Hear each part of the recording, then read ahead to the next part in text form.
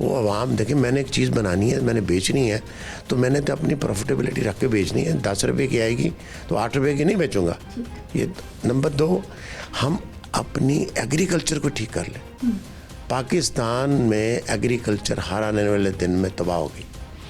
हम जिस यील्ड पे खड़े थे, हम अगर पहले 25 मन ले रहे थे, 28 मन गंदम ले रहे थे, हम पीछे की तरफ आ रहे हैं। हमने कपास की बेलें जो थी वो हम 2014-15 में उठा के देखें आप, हम 15 मिलियन बेल तक पहुंच गए थे। आज हम 7-8 मिलियन बेल पे आ गए। अगर हमारी इंडस्ट्री का इनपुट जो है वो 60 से 70% इनपुट जो है एग्रीकल्चर है। अगर मतलब कि ना, आप टेक्सटाइल की बात करते हैं, टेक्सटाइल हमारा one of the biggest sector for the export.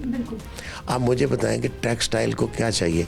मेरा शायद 20% उसको बाकी चीज़ें चाहिए, 80% तो उसका रॉ मटेरियल पाकिस्तान में चाहिए। उसका बेसिक रॉ मटेरियल कॉटन है। लेकिन सर इंडस्ट्री बंद हो रही है, सर्दियों में गैस नहीं मिलती, यहाँ घरेलू सार्फिन परेशान होकर रह गए, गर्मियों में हमें बिजली नहीं मिली, इंडस्ट्री कैसे चलेगी? क्या ऑल्टरनेट होगा?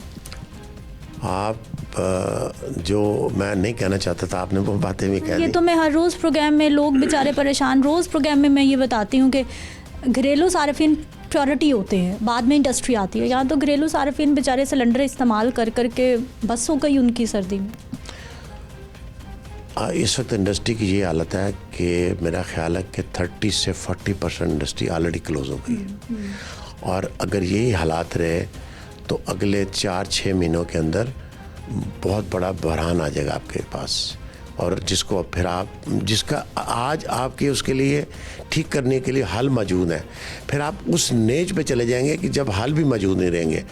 और हमारी बदकिस्मती देखें कि इस क्राइसिस के अंदर, इकोनॉमिकल क्राइसिस के अंदर, आज भी हमारे पॉलिटिशियन जो हैं सियासत कर रहे हैं, कोई बंदा इस तरफ नहीं देख रहा कि हम डूब रहे हैं, हमें इसको बचाना चाहिए।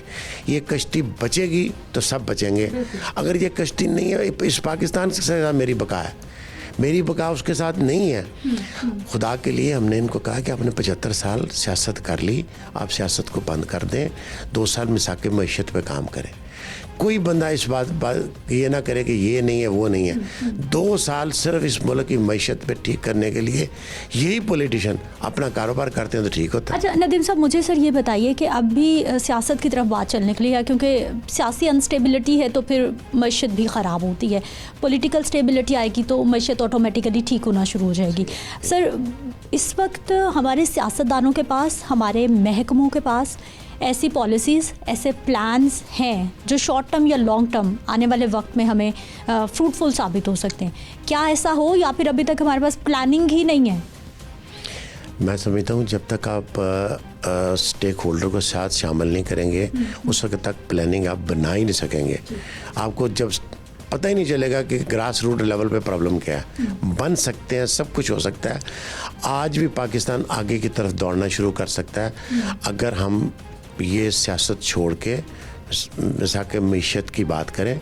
सिर्फ़ और सिर्फ 2 साल के लिए हम ये तैयार कर लें कि हमने सिर्फ पाकिस्तान के लिए काम करना है और इसकी मईशत को ठीक करना है, तो आप 2 साल के बाद देखेंगे एक इनकलाब आ जाएगा। लेकिन ये इनकलाब उस तक नहीं आएगा जब तक आप इसको नहीं करेंगे। और मेरी यही गुजारिश है कि खुदा के लिए सियासत बंद कर दें। इस पाकिस्तान के साथ बहुत कुछ हो गया। नदीम साहब, अभी जो सियासतदानों के मिजाज हैं, जो मूड उनके चल रहे हैं पिछले 1 साल से, और पिछली तारीख में आज तक हमने किसी गवर्नमेंट को अपना टेन्योर पूरा नहीं करने दिया, ये हमारी तारीख है। लग रहा है मिजाज उनका कि आने वाले वक्त में सियासी स्टेबिलिटी हम देखेंगे, सियासी इस्तेहकाम देखेंगे हम? अगर सही पूछें तो मुझे नहीं नज़र आता ऐसी चीज़।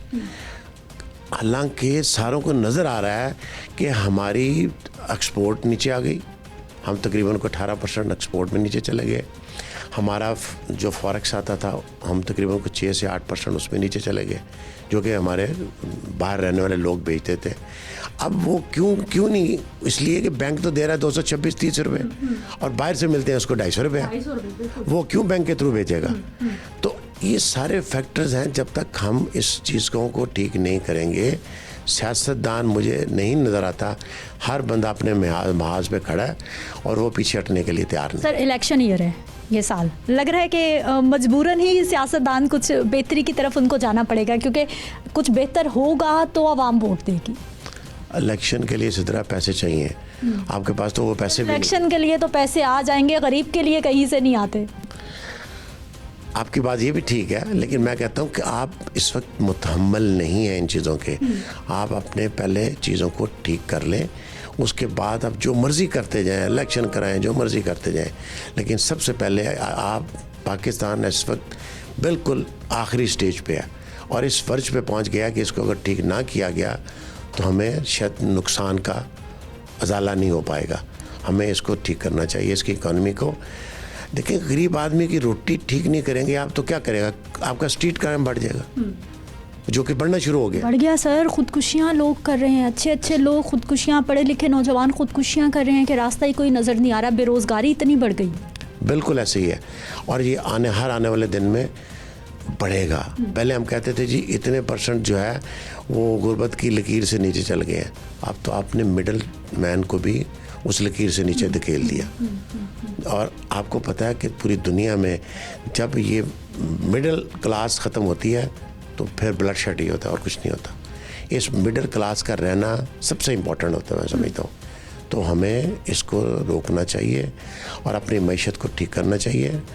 और गुर्बत का ख़ात्मा उस वक्त तक नहीं होगा जब तक हम इस सियासी सोच को बदल के इकोनॉमिक क्राइसिस से नहीं निपटेंगे। नदीम साहब, आखिरी सवाल सर मेरा कि इस वक्त पाकिस्तान में कौन कौन सी इंडस्ट्री को फोकस किया जाए, किस किस शोबे को फोकस किया जाए तो आने वाला वक्त बेहतर हो सकता है, और गुज़िश्ता दौरे हुकूमत में या मौजूदा दौरे हुकूमत में उन शोबों को कितना फोकस किया गया है? क्योंकि हम लोग कहते हैं कि हम एक ज़रूरी मुल्क में रहते हैं और हमें प्याज 250 रुपये किलो मिल रहा है। मैं समझता हूँ, मैं अगर इसको सम अप करूँ तो आपके लिए agriculture top of the line agriculture है कि आप अपनी एग्रीकल्चर को ठीक कर लें। एग्रीकल्चर के बाद आपका आईटी सेक्टर एक बहुत बड़ा सेक्टर है। जब हम बात करते हैं तो बड़े बुलंद आवाज़ से बात करते हैं कि हमारा हमसाया मुल्क 240 अरब डॉलर की एक्सपोर्ट करता है, तो हम अभी 2-3 अरब पे बैठे हैं। मुझे बताएं कितना वैक्यूम है, ये क्यों नहीं फिल कर सकते हम? हमारे बच्चे भी इस काबिल हैं। फिर उसके बाद आपका इंजीनियरिंग सेक्टर है, सर्विसेज सेक्टर है। अब सिर्फ टेक्सटाइल के साथ इन 3-4 सेक्टर्स को पकड़ लें, यकीन करें हमारे अंदर इतना टैलेंट मौजूद है कि हम 2 साल के अंदर इस बुरी हालत से निकल के खुशहाली की तरफ जा सकते हैं। फोकस है हमारी हुकूमतों का एग्रीकल्चर पर या फिर जो आपने दूसरी सनत बताई है हमारी आईटी की, है कोई इस तरफ फोकस? क्योंकि हर तरह का मौसम हमारे पास, हर तरह की ज़मीन, हर तरह के वसाइल और मेहनत कश लोग हमारे अपने घर में। यही तो बदकिस्मती है कि देखें गवर्नमेंट का फोकस ज़ीरो किसी भी इंडस्ट्री में, किसी भी जो मर्ज़ी करें आप, कानून जो मर्ज़ी बनाते जाएं।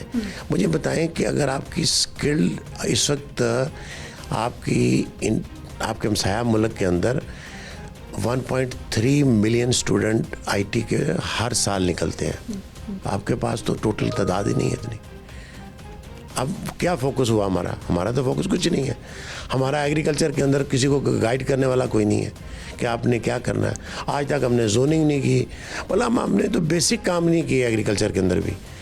हमारा फोकस जब तक नहीं पलटेगा इकॉनमी की तरफ, हमारा सियासत से ज़हन बदलेगा तो ये मुल्क खुशहाल होगा, तरक्की होगी, सब कुछ ठीक हो जाएगा।